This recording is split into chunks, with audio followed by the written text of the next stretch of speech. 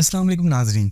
तस्वर करें कि आप एक मिलिट्री ऑफिसर हैं और आपकी ड्यूटी एक बंकर पर लगी हुई है और आपकी बेसिकली ड्यूटी ये है कि आपने रडार पर नज़र रखनी है कि कोई मुल्क अगर आप पर हमला करता है तो आपने अपने सीनियर ऑफिसर को ये बात बतानी है।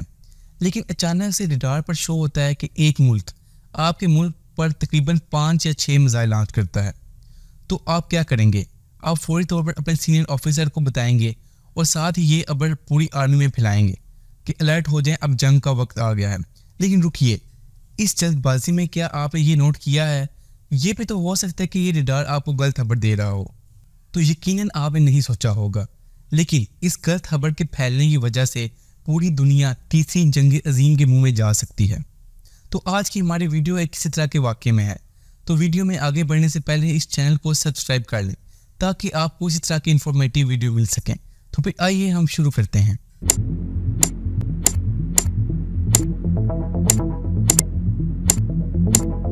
आज की हमारी इस कहानी के हीरो का नाम है स्टैन स्टीव पेट्रोव, क्योंकि 26 सितंबर 1983 को पेट्रोव, जो कि सोवियत यूनियन के एक ऑफिसर हैं, वो और उनकी टीम एक बंकर पर काम कर रही थी। उनकी ड्यूटी ये थी कि उन्होंने रडार पर नज़र रखनी है कि अचानक से कोई मुल्क अगर उन पर हमला करे तो उन्होंने ये बात अपने सीनियर ऑफिसर को बतानी है। लेकिन अचानक से रडार उन्हें शो करवाता है कि 5 से 6 मिसाइल अमेरिका ने सोवियत यूनियन पर लॉन्च किए हैं।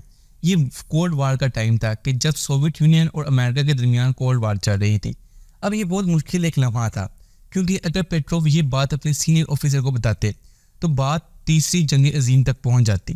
पहले तो उन्हें भी ये लगा कि अमेरिका ने उनके ऊपर 5 से 6 मिसाइल लॉन्च किए हैं, लेकिन 2 मिनट सोचने के बाद उन्होंने ये रियलाइज़ किया कि अगर अमेरिका ने हमसे वाकई ही जंग करनी है तो 5 और 6 मिसाइल हम पर क्यों लॉन्च करेगा। अमेरिका तो एक न्यूक्लियर पावर है और वो ज़्यादा से ज़्यादा मिसाइल हम पर लॉन्च करेगा। और वो ये भी जानते थे कि अमेरिका सोवियत यूनियन से किसी भी किस्म की जंग नहीं चाहता, क्योंकि अमेरिका और सोवियत यूनियन ये दोनों ही एक न्यूक्लियर पावर हैं। अगर इन दोनों की लड़ाई हुई तो इसके असरात पूरी दुनिया में फैलेंगे। लेकिन इस सब के बावजूद उनके दिल में एक खौफ था, और वो ये था कि अगर वाकई ही अमेरिका ने सोवियत यूनियन पर मिसाइल लॉन्च किए और उन्होंने ये खबर अपने सीनियर ऑफिसर को ना बताई तो उन्हें अपना ओहदा खोना पड़ेगा और मुल्क के साथ गद्दारी करने के जुर्म में उनको सजा भी हो सकती है कि उन्होंने ये बात अपने सीनियर ऑफिसर को क्यों नहीं बताई। लेकिन इस सब के बावजूद उन्होंने अपने आप पर यकीन रखा और उन्होंने इंतज़ार किया कि अगर वाकई ही अमेरिका ने सोवियत यूनियन पर मिसाइल लॉन्च किए हैं तो बाहर से कोई आकर उन्हें बता देगा। लेकिन जब कुछ देर इंतज़ार करने के बाद सब कुछ नॉर्मल रहा तो वो समझ गए कि ये एक एरर है। तो फिर उन्होंने इस वाक़े को सबसे छुपा कर रखा। लेकिन कोल्ड वार के बाद उन्होंने ये वाक़या आम पब्लिक को बताया। इसकी वजह ये थी कि रिटायर होने के बाद उनके ऊपर किसी भी किस्म का प्रेशर नहीं था कि अगर वो किसी को बताएंगे तो उन्हें आर्मी को नुकसान पहुँचाएगी, क्योंकि 1990 में सोवियत यूनियन ख़त्म होने के बाद इजहार राय करने की सबको आज़ादी थी, तो जिसकी वजह से उन्होंने ये वाक़या सबको बताया।